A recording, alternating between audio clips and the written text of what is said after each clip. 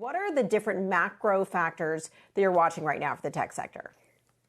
It's the flatter yield curve that's been a tailwind for the tech sector recently. And what we're looking for is two key data points this week to tell us the slope of that yield curve. One will be payroll data, where we expect a gradual increase. And second will be the Fed meeting. Now, out of that, two key items. One will be tapering, where we think that's been well telegraphed and they'll announce that. But second is rate hikes. Right now, the market expects multiple rate hikes in 2022, but the Fed's saying 2023. Investors are worried 2022 rate hikes will choke off growth. That's positive for these structural tech growers.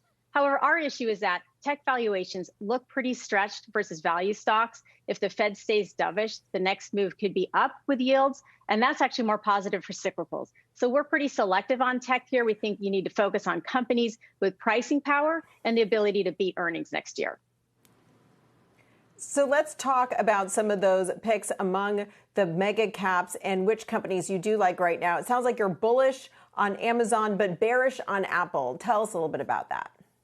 Yeah, I'll start with Amazon, which is a company that actually didn't beat earnings last week. But with Amazon, it's going to be short-term pain for long-term gain. They're making huge investments. They've added 250 million square feet to their fulfillment and logistics business. That's 175 times the size of the Pentagon built.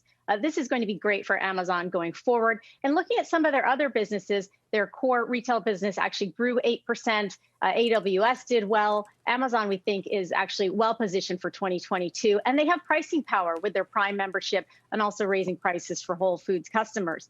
Apple, we think, is the opposite.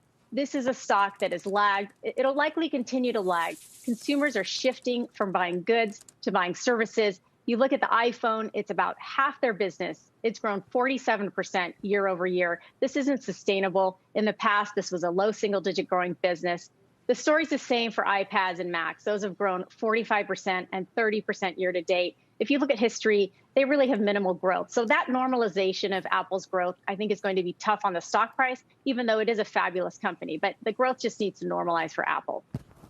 Right. And going back to your Amazon thesis, I mean, there's a lot of things that Amazon does well. AWS, of course, their growing advertising business, streaming. But something that has yet to be seen, I suppose, is their grocery and sort of hybrid commerce business. They're pouring a lot of money into, and I'm not talking about the fulfillment centers, but about physical stores. Is this could this be a risky part for Amazon, the more money that they pour into? And they're making a very big bet on groceries, not just Whole Foods, but with their own chain of fresh stores now.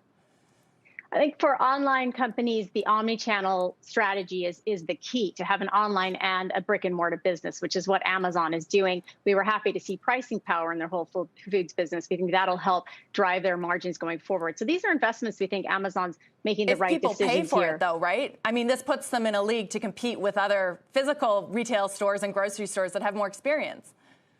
Yeah, I mean, in their test markets, people have been paying, even with the price increase for Whole Foods and the delivery fee. So far, it seems to be working for them. But really, the key for Amazon, what you mentioned, was their advertising business did grow about 50%. AWS is strong. And we're happy to see, with tough comps, their core business actually growing almost double digits. That, I think, is all positive. And coming in 2022, perhaps a price increase for Prime members. So this company has a lot of levers that it can pull going forward. It has the scale to control their logistics business, which is necessary given the supply chain issues that we're seeing.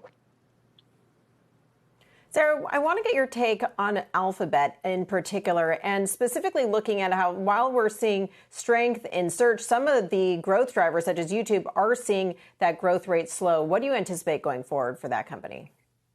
Alphabet, if you look at the stock, it's just about doubled since the pandemic. It's been very strong. Fundamentally, it's a strong company. They beat earnings last week. Our issue, though, was a little bit around business mix, because exactly as you said, their core search business grew, and that's a high margin business for them, which helped drive their margins. However, their growth businesses like YouTube and the cloud somewhat disappointed. So we still like Alphabet here, but going forward, we'd like to see more growth actually coming from their growth businesses, maybe more investment there, so that they can take the baton from their core business that has tough comps and could start to slow over time.